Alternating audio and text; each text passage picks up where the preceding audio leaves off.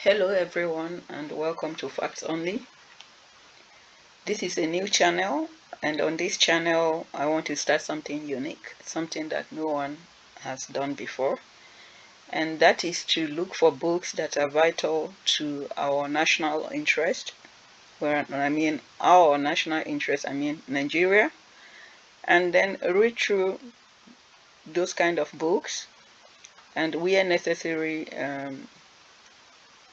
make commentary, where necessary pause and make commentary, laugh if need be serious if need be, and then we continue like that.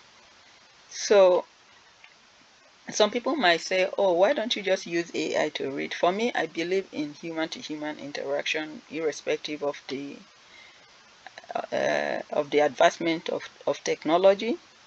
I want to be able to interact with my audience, to be able to, especially in the comment section, to be able to educate ourselves, because the truth is that we are not reading enough. Most of us don't understand why the problems that Nigeria is facing that problem. Mind you, we are told that our population under the age of 35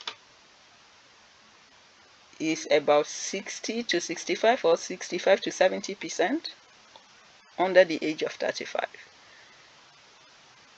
So if we don't begin now to start educating ourselves and preparing the ground for the future generations who are going to assume leadership positions to lead us as a country, then we will be in a very serious problem, because the truth of the matter is that our education system in terms of history has not really prepared the Nigerian population to understand deeply the geopolitics that's out there, because whether we like it or not, there are many external forces that have vested interest in Nigeria, and most of them, they are not good ones. There's a reason why, despite our vast resources, the Nigerian citizens are not enjoying those resources. Okay, there are many reasons to that, and we are now in an era where we are easily carried away by social media uproar, and then that is it. There is no enough of deep diving, into understanding really why the system is the way it is. Why are things not changing? And what we actually need to start doing, you know.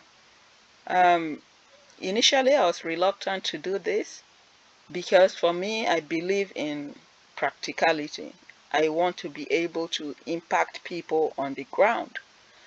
But the situation does not permit right now, and then as everyone is keen into the digital age and sharing all sorts of information, irrespective of the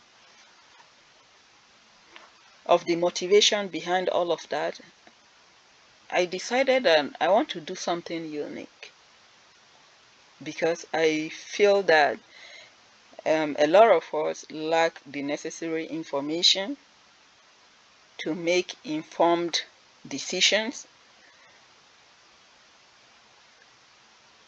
either because we are too busy,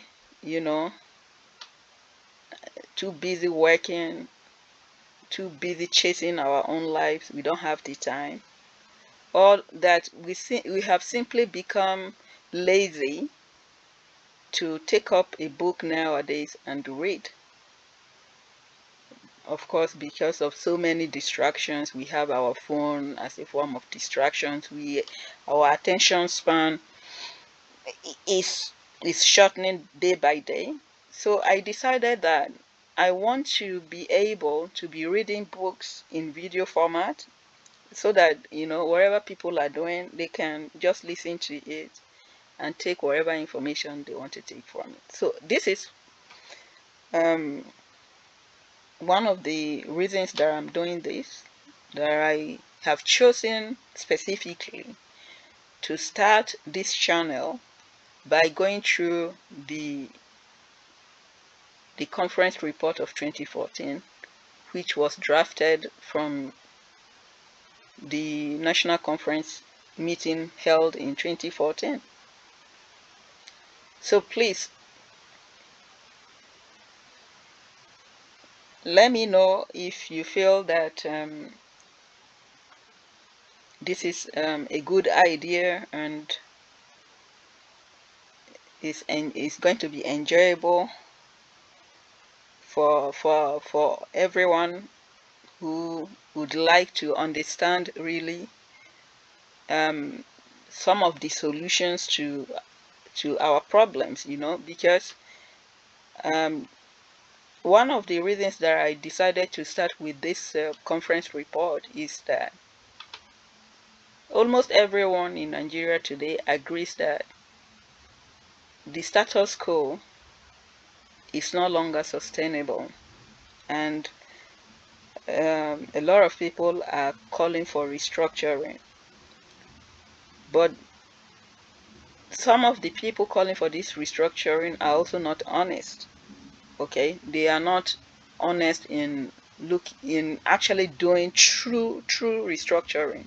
They want to do haphazard restructuring. Okay, so, and this is one of the reasons that I'm actually going to go through this report, because it investigates, it states where we are coming from, what has happened in the past, and what we should be doing to correct the wrong path that the nation is on currently. The Nigerian society as it is now has been very polarized due to so many reasons, both internal and external factors. So I have decided that we should go through this national conference report and then let us have a discussion. If we think some of the things discussed here, or we are going to be looking at here, are going to be the way forward for Nigeria or not. I don't want to take too much of your time, but quickly we can go through the table of contents of this document, and as you can see on your screen, it has up to 8 chapters. Chapter 1 takes the introduction, which actually explains the reasons for the national conference. Chapter 2 looks at the survey of national constitutional conferences up to 2005.